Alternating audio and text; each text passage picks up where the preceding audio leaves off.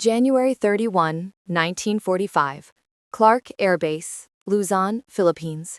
Major Frank T. McCoy's hands trembled slightly as he photographed the aircraft before him, an intact Mitsubishi G4M Betty bomber bearing the tail number 763-12. This cannot be their standard design. No Air Force would build bombers this way. The fuselage gleamed in the tropical sun, its distinctive cylindrical shape justifying its allied nickname. Measuring nearly 20 meters from nose to tail, the bomber sat on its tricycle landing gear like a massive cigar resting on the tarmac.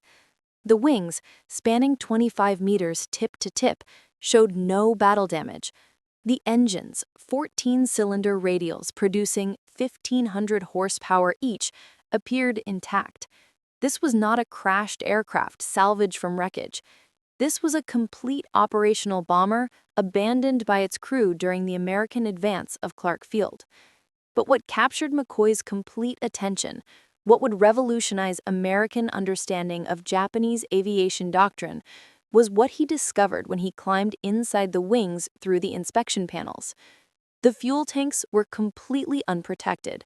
No self-sealing rubber compound, no armor plating, no fire suppression systems, no protective coatings of any kind, just thin aluminum skin, perhaps 2 millimeters thick, separating thousands of liters of high-octane aviation fuel from enemy machine gun fire. Major McCoy, commander of the Technical Air Intelligence Unit Southwest Pacific, had examined dozens of crashed Japanese aircraft across the Pacific. But nothing had prepared him for this moment. This bomber, abandoned intact during the American liberation of Clark Field, would expose a design philosophy so alien to Western military thinking that it would take months for analysts to fully comprehend its implications. The mathematics of this discovery would reshape American tactical doctrine and aircraft design for the remainder of the war. Every assumption American pilots held about enemy capabilities, about the price Japanese engineers were willing to pay for performance, about the value imperial forces placed on crew survival, all of it was about to be systematically demolished by the evidence contained within this single pristine example of Japan's most important bomber.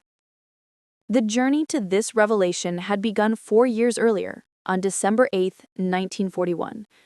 That morning, as smoke still rose from Pearl Harbor, 82 G4M bombers and 26 G3M bombers lifted off from bases on Formosa. Their target was Clark Field itself, the primary American air base in the Philippines. The attack achieved complete tactical surprise. Arriving at 12:35 in the afternoon, the Japanese formation flew at 20,000 feet, beyond the reach of American anti-aircraft guns. 27 bombers from the initial wave dropped 636 bombs across Clark Field's runways and facilities. Moments later, 0 fighters swept in at treetop level, their machine guns destroying every aircraft that had survived the bombing run. Of 17 B-17 flying fortresses on the ground, 12 were destroyed outright. Nearly every P-40 Warhawk fighter was reduced to burning wreckage. In 45 minutes, American air power in the Philippines had been effectively eliminated. Lieutenant James Harrington, one of the few surviving American pilots, watched from a bomb shelter as the Japanese formation withdrew to the north. He later wrote in his combat report, "What struck me was how they came in. Perfect formation, high altitude, totally beyond our reach. Then the fighters dropped down and tore us apart. We couldn't get a single plane airborne." But the Betty bombers themselves had been departed untouched. The few American fighters that managed to get airborne arrived too late, finding only empty sky. The Japanese had demonstrated their bombers' exceptional range, striking from bases 460 miles away, a feat no American bomber could match at that stage of the war. Betty's first year of combat would prove devastatingly effective. On December 10, 1941, just 2 days after the Clark Field raid, 26 G4M bombers joined with older G3M bombers in attacking Force Z, a British naval task force built around the battleship HMS Prince of Wales and the battlecruiser HMS Repulse. The attack began at approximately 12:20 in the afternoon. Japanese bombers approached in coordinated waves, their torpedo runs executed with precision that stunned British observers. The Betty bombers carried Type 91 aerial torpedoes, each weighing 840 kilograms with a 205-kilogram warhead. The torpedoes were designed specifically for shallow water operations, running at depths that could strike ships even in coastal waters. The torpedo attacks focused on the two capital ships with devastating accuracy.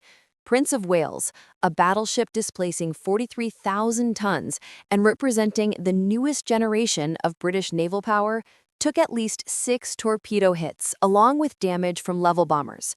The underwater explosions ripped massive holes in the ship's hull. Flooding overwhelmed damage control efforts. The battleship began listing severely. Repulse, a battle cruiser built during World War I but modernized in the 1930s, absorbed at least 4 torpedo hits while attempting to evade the attacking aircraft. The ship's anti-aircraft fire claimed several Japanese aircraft, but could not prevent the coordinated torpedo runs from finding their targets. The cumulative damage proved fatal. Both capital ships capsized and sank within hours of the attack. Prince of Wales went down at approximately 13:20 hours. Repulse followed at approximately 13:33 hours. 841 British sailors died. The survivors were escorted by escort destroyers. The engagement lasted less than 2 hours from first contact to final sinking. For the first time in naval history, capital ships actively defending themselves had been sunk solely by air power while in the open sea. The G4M Betty bomber had achieved what naval theorists had debated for decades. British naval superiority in Asian waters had been shattered in 90 minutes. Across the Pacific theater through early 1942, American and Allied pilots encountered Betty bombers in every major engagement. The aircraft seemed to operate with impunity, striking targets at ranges that defied conventional understanding. They hit Darwin, Australia, from bases 1,500 miles away, demonstrating reach that exceeded any Allied bomber's capability. They attacked Port Moresby from airfields across New Guinea's mountain ranges, maintaining pressure on Allied positions throughout the Southwest Pacific. They struck Guadalcanal from Rabaul, a distance exceeding 600 miles, projecting Japanese air power across vast ocean expanses. The Betty's operational range gave Japanese forces strategic flexibility that Allied commanders struggled to counter. American fighters based at forward positions lacked the range to intercept Betty bombers departing from distant bases. Allied airfields came under attack from Japanese bases that themselves were beyond Allied striking range. The asymmetry in bomber capability meant that Japanese forces could attack at will while Allied forces struggled to retaliate effectively. This advantage persisted through the first 6 months of the war. Betty bombers participated in virtually every Japanese offensive operation across the Pacific and Southeast Asia. They struck targets in the Philippines, Malaya, the Netherlands, East Indies, New Guinea, and the Solomon Islands. They supported naval operations throughout the theater. They performed reconnaissance missions that exceeded the range of any Allied aircraft. The Betty became the symbol of Japanese air power's reach and effectiveness. But the advantage depended entirely on limited Allied fighter opposition. When Betty formations could strike without interception, when they could approach targets at high altitude beyond anti-aircraft range, when they could deliver weapons and depart before fighters arrived, the aircraft was devastatingly effective. These conditions characterized operations during the first half of 1942, when Allied air strength remained limited and dispersed. But by mid-1942, the tactical picture began to change. As American fighter strength increased, as Wildcats gave way to more capable Hellcats and Corsairs, as pilot training improved and tactical doctrine evolved, Betty crews began reporting disturbing losses. The shift became undeniable on August 8, 1942. 23 G4M bombers from the 4th Air Group departed Repulse to attack American positions at Guadalcanal. American fighters intercepted the formation over Savo Island. In the engagement that followed, 18 of the 23 Betty bombers were shot down. Approximately 120 aviators died in what would become the single worst G4M loss during the entire campaign. Fighter pilots reported the same observation across every engagement. The Betty exploded into flames with minimal hits. 2 or 3 rounds anywhere along the fuselage or wings produced catastrophic results.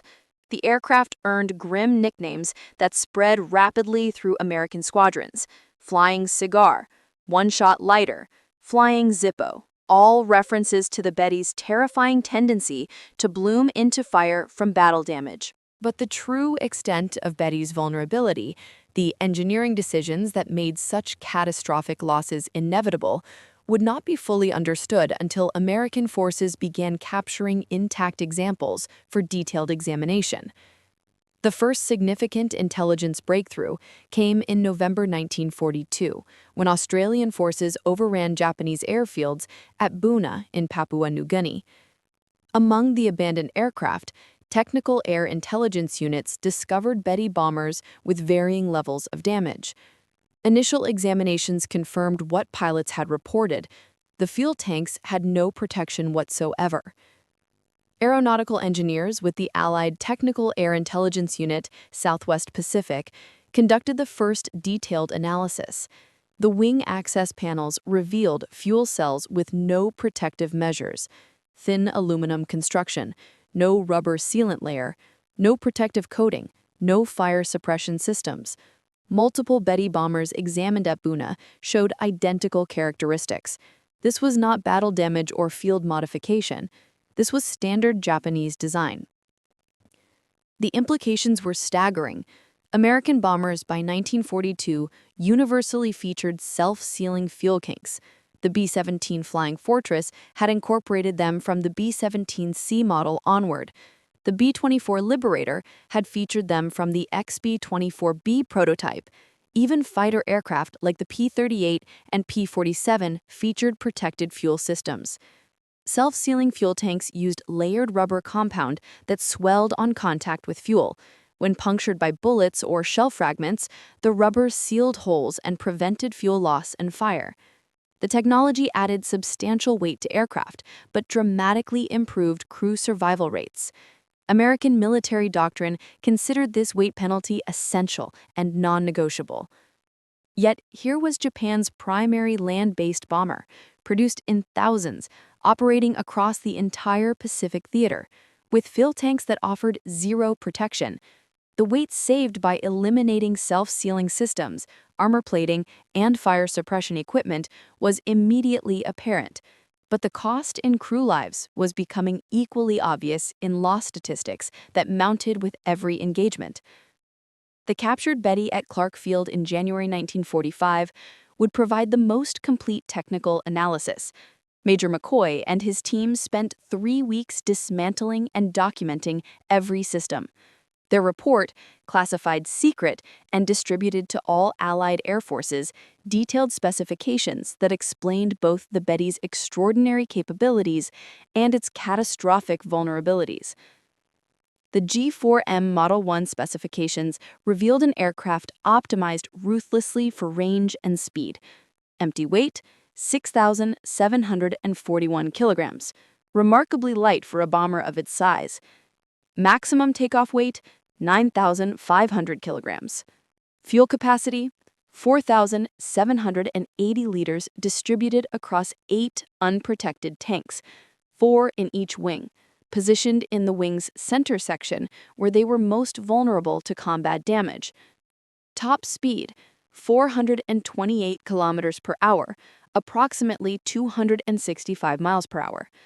Maximum range, 6,034 kilometers, exceeding 3,700 miles. Service ceiling, 8,500 meters. Crew complement, 7 members, including pilot, co-pilot, navigator, bombardier, radio operator, and 2 gunners. The fuel system design was particularly revealing. The 8 tanks were arranged in 4 groups of 2, positioned along the wing's longitudinal axis where the wing joined the fuselage. This placement maximized fuel capacity by utilizing the thickest portion of the wing structure, but it also positioned the tanks directly in the path of enemy fire during combat. Any attack from the side or below would inevitably strike fuel tanks. The aluminum construction provided no protection. The absence of self-sealing compounds meant that even small punctures would leak fuel continuously. American engineers calculated that the weight saved by eliminating protection systems exceeded 500 kilograms per aircraft. This weight savings translated directly into additional fuel capacity and extended range, but the cost in vulnerability was equally calculable. Combat reports showed that Betty bombers hit anywhere in the wing area exploded with near certainty. The unprotected tanks created what engineers termed a critical failure point, a single system whose destruction guaranteed loss of the entire aircraft. These numbers told the story of design choices made in September 1937, when the Japanese Navy issued requirements that would define the G4M's entire existence. Top speed, 398 kilometers per hour. Cruising altitude, 3,000 meters. Range, 4,722 kilometers unloaded, or 3,700 kilometers carrying 800 kilograms of bombs or torpedoes. The requirements reflected Japanese naval strategy in the late 1930s. Japan's empire stretched across vast Pacific distances. Naval bases were separated by thousands of kilometers of ocean. The Navy needed bombers capable of striking enemy positions far beyond the range of carrier aircraft, bombers that could operate from land bases to support naval operations across the entire theater. Existing Japanese bombers fell far short of these requirements. The G4M Nell bomber, then in service, had a maximum range of approximately 3,000 kilometers. American bombers, like the B-17, had even more limited range in their early variants. No bomber in service anywhere in the world in 1937 could strike targets at the distances Japanese planners envisioned. The Navy's requirements were not arbitrary. They were calculated based on the distances Japanese forces would need to cover in any future Pacific conflict. From Formosa to the Philippines, 460 miles. From Rabaul to Guadalcanal, 600 miles. From Japanese home islands to potential targets across the Pacific, thousands of miles. The bomber that could meet these requirements would give Japan strategic reach that no other nation possessed. But the requirements also reflected assumptions about future warfare that would prove catastrophically wrong. Japanese planners assumed that surprise and initiative would provide protection for long-range bombers. They assumed that enemy fighter opposition would be limited by range and numbers.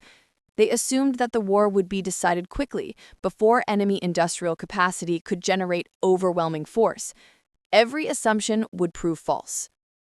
The man tasked with achieving the impossible was Kiro Honjo, who led the Mitsubishi design team after taking over from Joji Hattori. Honjo had studied bomber design at Junkers in Germany during the early 1930s, absorbing European aeronautical engineering principles and manufacturing techniques before returning to Japan. He understood immediately that meeting the Navy's requirements would demand compromises that Western air forces would never accept. Honjo assembled a team of engineers at Mitsubishi's Nagoya facilities to tackle the design challenges. The team analyzed every aspect of bomber design, calculating weight budgets for every component and system. They studied existing bombers from multiple nations, identifying where weight could be reduced without compromising structural integrity. They experimented with new construction techniques and materials that might offer weight savings. The mathematics were brutally simple. To achieve the required range, the aircraft needed massive fuel capacity. Each liter of aviation fuel weighed approximately 0.8 kilograms. 4,780 liters of fuel meant approximately 3,800 kilograms of fuel weight at full load. To achieve the required speed with this fuel load, the aircraft needed minimal weight. Every kilogram added to the empty weight reduced either range or payload capacity. These two requirements existed in direct opposition. Fuel was heavy. Protection systems were heavy. Armor plating, weighing hundreds of kilograms, would be required to protect crew positions and vital systems. Self-sealing fuel tanks added substantial weight through the rubber compounds and additional structure required. Fire suppression systems added weight. Redundant safety measures added weight. The cumulative weight of adequate protection would prevent achieving the required performance. Honjo made the decision that would define the G4M throughout its service life. Protection would be sacrificed for performance. The fuel tanks would be unprotected aluminum construction. No self-sealing compounds, no armor plating around fuel cells, no fire suppression systems beyond basic fire extinguishers, no redundant safety measures. Every kilogram saved would be invested in fuel capacity, range, and achieving the Navy's performance specifications. The decision was not made lightly. Honjo understood the risks. His team calculated the vulnerabilities that unprotected fuel tanks would create. They knew that combat damage to the wings would likely prove catastrophic. But they also knew that the Navy's requirements could not be met any other way with available technology.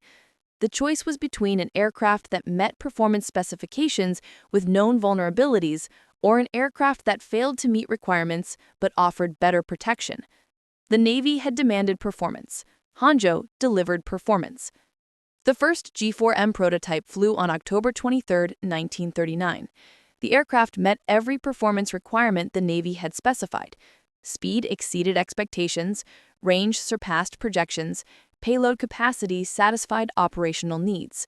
The bomber entered production as the Navy Type 1 attack bomber, with Mitsubishi building the aircraft at plants in Nagoya. Initial production models, designated G4M Model 1, began reaching operational units in April 1941. By December 1941, approximately 180 G4Ms were in service with the Japanese Navy. These aircraft would form the backbone of Japanese land-based air power throughout the Pacific War. The Betty's combat debut at Clark Field and against Force Z demonstrated the wisdom of Honjo's design priorities in the specific conditions of early 1942.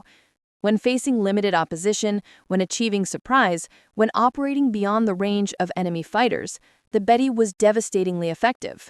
Its range allowed strikes from bases that enemies considered safe. Its speed permitted rapid penetration of target areas. Its payload delivered meaningful damage. But these advantages depended entirely on the assumption that Betty formations would face minimal opposition. The moment American fighter strength increased, the moment interception became routine, the moment sustained combat became inevitable, every design choice that prioritized range over protection became a death sentence for crews. Barber engaged the lead Betty bomber, which carried Admiral Yamamoto. The bomber took hits to the wing area where the unprotected fuel tanks were located. The aircraft exploded in flames and crashed in the jungle. Yamamoto's body was recovered the following day. He had been killed by injuries sustained during the crash. The second Betty bomber also crashed, killing all aboard. The operation demonstrated multiple aspects of Allied superiority. American signals intelligence had intercepted and decoded Japanese communications. American planning had calculated intercept timing with 1-minute precision over 400 miles of ocean. American fighters had executed the mission flawlessly despite extraordinary navigational challenges, and the Betty bomber's vulnerabilities had guaranteed that successful interception would be fatal. There was no possibility of Yamamoto's bomber surviving once it came under attack. The unprotected fuel tanks ensured that any damage would be catastrophic. The Betty's vulnerability reached its most dramatic demonstration on March 21, 1945. 18 G4M bombers took off from Kanoya Air Base, each carrying an MXY-7 Oka rocket bomb beneath its fuselage.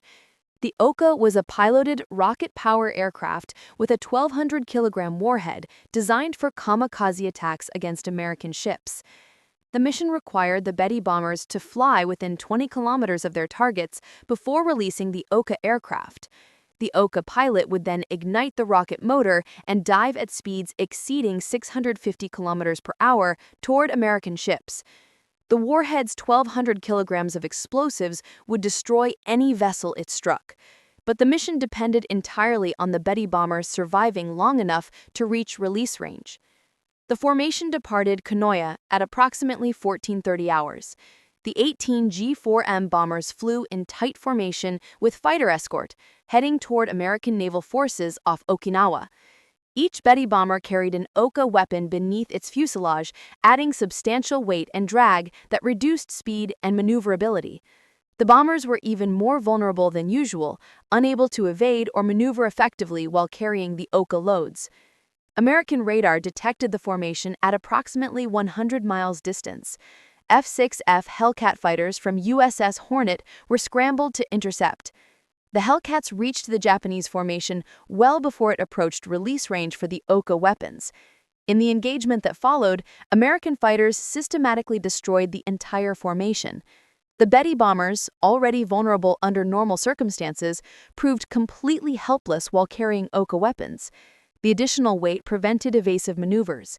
The external weapon created drag that reduced speed. The unprotected fuel tanks guaranteed that any hit would be fatal. One by one, the bombers exploded and fell into the ocean. Not a single Betty bomber survived to reach release range. Not a single Oka weapon was launched against American ships. 137 bomber crew members and 15 Oka pilots died in the attack. The mission represented the ultimate expression of the Betty's fundamental flaw. An aircraft designed to deliver weapons to distant targets could not survive to deliver those weapons when facing prepared opposition. The extraordinary range that made the mission theoretically possible meant nothing when the aircraft exploded before reaching weapon release range. The final mission flown by Betty bombers came on August 19, 1945, 4 days after Emperor Hirohito announced Japan's surrender.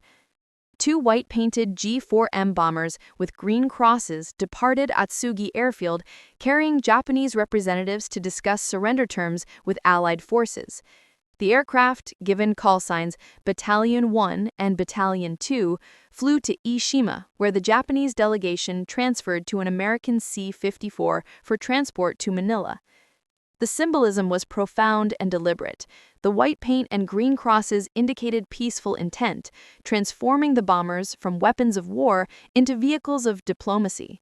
The call signs Battalion 1 and Battalion 2 referenced the location where American forces had surrendered to Japan in April 1942, one of the most devastating defeats in American military history. Now, 3 years later, aircraft bearing those call signs carried Japan's surrender delegation. Lieutenant Denny Sudo piloted one of the surrender aircraft, a G6M Model 1 transport variant converted from the bomber airframe.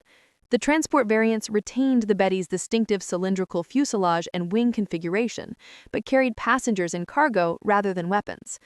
The crew wore dress uniforms rather than flight suits. The aircraft carried no weapons, no ammunition, no military equipment of any kind beyond what was necessary for flight. The flight from Atsugi to Ishima covered approximately 1,000 kilometers, well within the Betty's range, even in transport configuration. American fighters escorted the white Betty bombers throughout their flight, ensuring they remained on the prescribed course. The escort was both protective and supervisory, guaranteeing safe passage while preventing any deviation from planned routes. The white Betty bombers with green crosses became the final image of the aircraft that had opened the Pacific War at Clark Field in December 1941. The circle was complete. The bomber that had destroyed American air power in the Philippines in the war's first hours now carried Japan's surrender delegation in the war's final days. The aircraft that symbolized Japanese air power's reach and effectiveness now symbolized Japan's defeat and submission to Allied terms. The Guadalcanal campaign exposed the fundamental flaw in the Betty's design philosophy. From August through October 1942, more than 100 G4M bombers were lost with their crews, in what became a sustained bloodletting that Japanese air forces could not sustain. The single mission on August 8th alone destroyed 18 of 23 aircraft, with approximately 120 aviators killed. The pattern repeated with brutal consistency throughout the campaign. Betty formations would depart from Repulse, fly 600 miles to Guadalcanal, engage American fighters, and suffer catastrophic losses. August 9th saw additional bombers lost. August 10th brought more losses. By the end of August, the 4th Air Group had been effectively destroyed as an operational unit. September brought no respite. Betty formations continued striking American positions at Guadalcanal, and American fighters continued destroying them in overwhelming numbers. The mathematics were inexorable. Japanese forces needed to strike American positions to contest control of the island. Betty bombers provided the only means of delivering meaningful strike capability from Repulse, but every mission resulted in losses that could not be replaced. October saw the pattern continue. American fighter strength increased as more squadrons arrived at Henderson Field. Pilot quality improved as combat experience accumulated.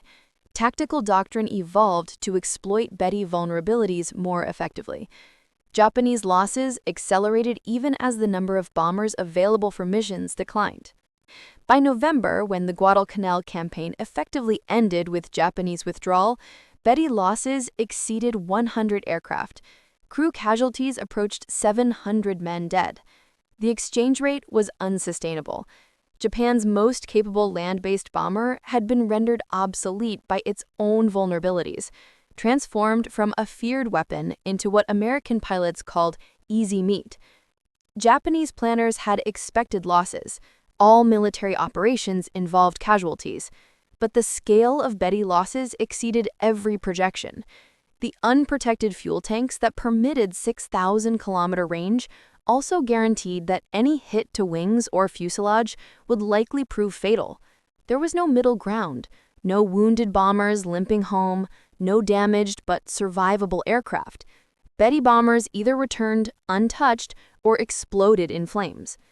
By mid-1943, Japanese engineers recognized that modifications were essential. Starting with the 663rd aircraft produced in March 1943, 30mm rubber sheets were installed beneath wing surfaces where fuel tanks were located. These sheets were not true self-sealing tanks.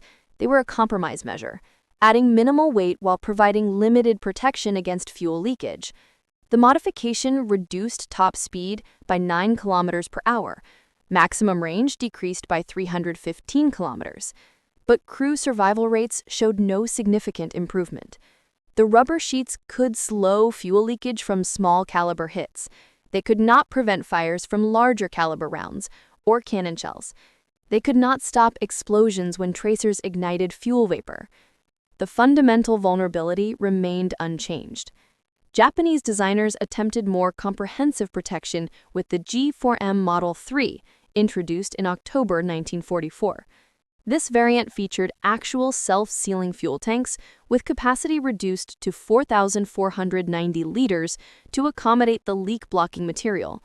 The modification reduced maximum range to 3,640 kilometers, a loss of more than 2,000 kilometers compared to the original G4M Model 1. Approximately 60 G4M Model 3 aircraft were produced by war's end. The modification came too late and in too limited numbers to affect the Betty's combat record. By late 1944, American air superiority was so complete that no level of fuel tank protection would have permitted Betty bombers to operate effectively. The war's outcome had already been determined. The Betty's vulnerability became so notorious that American forces began using the aircraft in ways that highlighted the dangers Japanese crews faced. On April 18, 1943, the Betty bomber became the instrument of Admiral Isoroku Yamamoto's death in an engagement that demonstrated both American signals intelligence capabilities and the aircraft's fatal weaknesses. American codebreakers intercepted communications indicating that Yamamoto would fly from Rabaul to Bougainville on April 18th. The admiral would travel aboard a G4M bomber with a fighter escort. 18 P-38 Lightnings from the 339th Fighter Squadron were assigned to intercept the flight, though only 16 actually flew the mission after one aircraft blew a tire on takeoff and another suffered drop tank failures. The mission required extraordinary precision. The P-38s would fly over 400 miles at wave-top height to avoid radar detection, navigate across open ocean without landmarks, and arrive at the exact calculated intercept point at the exact calculated time. Any error in navigation, any deviation in timing would result in mission failure. The intercept had to occur within a narrow window when Yamamoto's aircraft would be vulnerable. The P-38s departed Guadalcanal at 0725 hours. They flew at 50 feet above the ocean for over 400 miles, maintaining strict radio silence.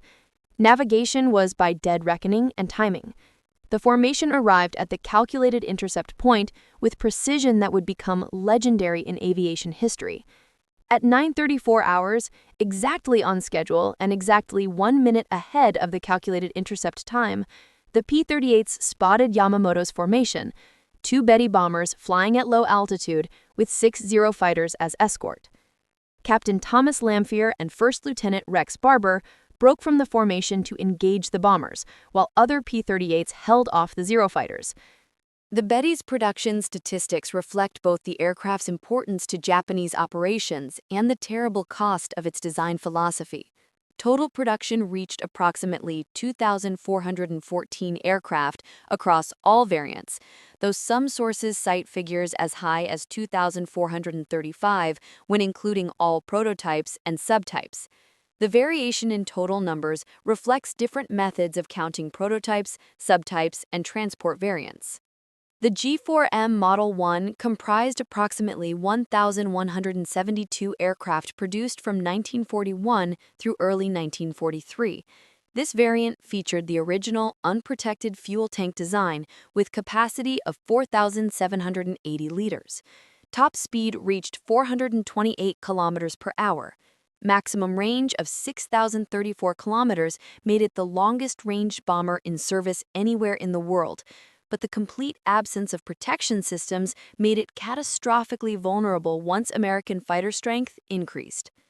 The G4M Model 2, with increased fuel capacity and slightly higher speed, accounted for approximately 1,142 examples produced from 1943 through 1945. This variant increased fuel capacity to 6,490 liters, extending maximum range even further. Top speed increased slightly to 437 kilometers per hour. But the Model 2 retained the fundamental vulnerability of unprotected fuel tanks. The modifications improved performance without addressing survivability.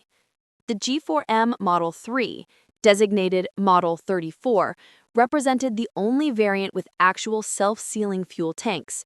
Production began in October 1944, but only 60 to 91 aircraft were completed by war's end, depending on source. The self-sealing tanks reduced fuel capacity to 4,490 liters to accommodate the leak-blocking material. Maximum range decreased to 3,640 kilometers, a loss of more than 2,000 kilometers compared to the Model 1.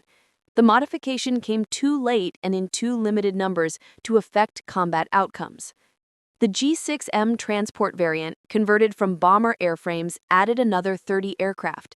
These transport versions carried passengers and cargo rather than weapons, serving in liaison and communications roles. The G6M Model 1, used for one of the surrender aircraft in August 1945, represented this variant. Production continued through August 1945, with final aircraft completed just days before Japan's surrender. Mitsubishi factories produced Betty bombers at peak rates of approximately 100 aircraft per month during 1943. Production decreased in 1944 and 1945 as Allied bombing disrupted Japanese industry and as resources were diverted to fighter production for homeland defense. These production numbers made the Betty one of Japan's most numerous bombers, exceeded only by some fighter types in total production. Over 4 years of war, Mitsubishi delivered approximately 2,400 aircraft to Japanese Navy units across the Pacific Theater. The bomber served in every major campaign, participated in every significant naval engagement, and struck targets across distances spanning thousands of kilometers. But production statistics tell only part of the story. Loss rates tell the rest. Few Betty bombers survived to war's end. The overwhelming majority were destroyed in combat, consumed by the fires that the unprotected fuel tanks made inevitable. By August 1945, when Japan surrendered, only a handful of operational Betty bombers remained in service. The aircraft that had numbered in the hundreds in 1942 had been reduced to dozens by attrition that no amount of production could replace. The casualty statistics among Betty crews were similarly devastating, though exact numbers remain difficult to verify from available records. What is certain is that thousands of Japanese aircrew died in Betty bombers, their deaths made nearly inevitable by the aircraft's fundamental vulnerabilities. The unprotected fuel tanks created conditions where survival depended entirely on avoiding combat damage. Once hit, Betty bombers rarely survived. Once on fire, they never survived. The crews understood these odds and flew anyway, because military discipline and cultural values demanded that they accept the risks regardless of consequences. Surviving Betty crews were unanimous in their assessment. The aircraft's unprotected fuel tanks made survival a matter of pure chance. No amount of skill, no tactical innovation, no courage could compensate for the fundamental vulnerability built into every G4M. Former Flight Petty Officer Masahato, who completed 28 combat missions before transfer to training duties, offered the most direct summary. The Betty was a magnificent aircraft that asked us to die for its range. We flew it because we were ordered to fly it. We died in it because that was what it was designed to make us do. The comparison with Allied bomber protection systems highlights the stark difference in design philosophy. The B-17 Flying Fortress featured armor plating protecting pilot and co-pilot seats, with steel plates ranging from 0.3 to 0.31 inches thick. Armored bulkheads protected crew positions throughout the fuselage. The bombardier position featured armored glass. Waistconer positions included protective shields. Self-sealing fuel tanks were standard from the B-17C model onward, introduced in 1941. The B-25 Mitchell incorporated similar comprehensive protection. Pilot and co-pilot seats featured armor backing. Fuel tanks included self-sealing compounds from early production. The B-25's empty weight of approximately 9,100 kilograms reflected the substantial weight penalty of protection systems, roughly 2,000 kilograms heavier than the Betty despite similar size and role. The weight penalty for Allied protection systems was substantial and accepted as necessary. American studies during the war demonstrated the effectiveness of crew protection measures with statistical precision. Body armor reduced thoracic wound fatalities from 36% to 8%, a reduction of more than 75% in deaths from chest wounds. Self-sealing fuel tanks reduced fire-related casualties by similar margins. Aircraft equipped with protected fuel systems showed survival rates 3 to 4 times higher than unprotected aircraft when damaged in combat. Protected crew positions increased survival rates in damaged aircraft by providing shielding from shell fragments and small arms fire. Armored glass prevented pilot casualties from head-on attacks. Bulkheads compartmentalized the fuselage, preventing fire or damage in one section from spreading throughout the aircraft. The comprehensive approach to crew protection reflected American doctrine that trained crews represented assets more valuable than aircraft, which could be replaced more easily than experienced combat veterans. The weight cost for this protection exceeded 1,000 pounds in most American bombers, but American industrial capacity permitted this weight penalty without sacrificing production numbers. American factories produced over 12,000 B-17 bombers and nearly 10,000 B-24 Liberators during the war. The production capacity meant that American forces could field large numbers of protected bombers without compromising capability. Japanese doctrine reached different conclusions. The Betty's design reflected a calculation that range and striking power outweighed crew survival. This philosophy assumed that achieving surprise and maintaining initiative would provide sufficient protection. It assumed that enemy opposition would remain limited. It assumed that the war would be short and decisive. All these assumptions proved catastrophically wrong. By mid-1942, American fighter strength increased to levels that made Betty interception routine. By late 1942, American pilots had learned to exploit every Betty vulnerability. By 1943, Betty formations suffered such devastating losses that missions became suicide operations. By 1944, Betty bombers could barely operate in daylight against American opposition. The mathematics of the Betty's war were written in fire and loss. Every advantage that made the aircraft formidable in early 1942 became irrelevant once sustained combat began. Range meant nothing when bombers exploded before reaching targets. Speed meant nothing when fighters could intercept from distant bases with warning from radar systems. Payload meant nothing when formations were destroyed before weapon release. The examination of tail number 763-12 at Clark Field in January 1945 revealed the complete story. The unprotected fuel tanks that shocked Major McCoy were not an oversight, not a temporary expedient, not a design failure. They were the deliberate choice of engineers who believed range mattered more than survival. Japanese designers had created exactly what their specifications demanded: an aircraft with extraordinary range and speed, built with minimal weight, optimized for the mission requirements they received. The tanks were unprotected because protection would have prevented achieving the required performance. The decision made perfect sense within the constraints of 1937 technology and 1937 assumptions about future warfare. But those assumptions collapsed under the reality of sustained combat against an opponent with unlimited industrial capacity and growing technological advantage. The Betty bomber became a symbol of Japanese willingness to accept catastrophic casualties in pursuit of tactical advantage. It became evidence of a military culture that valued mission accomplishment over crew survival. When American engineers examined the intact Betty at Clark Field, they were not just analyzing an enemy aircraft, they were witnessing the physical manifestation of choices made years earlier. Choices that prioritized capability over survival. Choices that would cost thousands of Japanese aircrew their lives. The unprotected fuel tanks were not an accident. They were a decision. The Betty bomber served from the first day of the Pacific War to the last. It sank capital ships and devastated air bases. It ranged across distances no other bomber could match. But its ultimate legacy is written in loss statistics that exceeded all projections.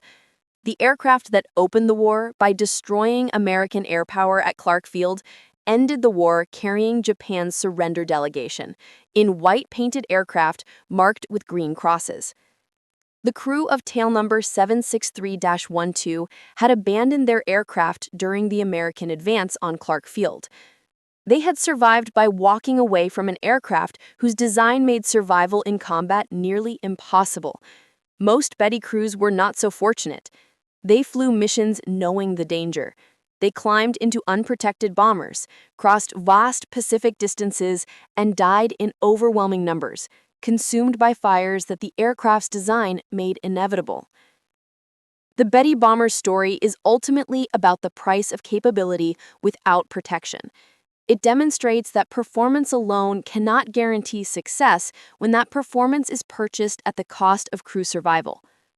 The extraordinary range of 6,000 kilometers meant nothing when aircraft could not survive the final 100 kilometers to target. The impressive speed of 428 kilometers per hour provided no advantage when American fighters could intercept from distant bases with warning from radar systems. The payload capacity of 1 ton became irrelevant when formations were destroyed before weapon release. Most importantly, the Betty reveals that military technology divorced from realistic assessment of combat conditions produces weapons that kill their own crews as efficiently as they strike enemy targets. The assumptions underlying the Betty's design, assumptions about limited opposition and short warfare duration, proved catastrophically wrong within months of the Pacific War's start. By the time these assumptions were proven false, thousands of Betty bombers were already in service or production, and Japanese industry lacked the capacity to replace them with better protected designs. Japanese designers understood the risks when they made their choices in 1937 and 1938. They calculated the weight penalties. They knew the vulnerabilities. They accepted the trade-offs because they believed the performance advantages would prove decisive. They were wrong, and thousands of men paid the price for that miscalculation with their lives.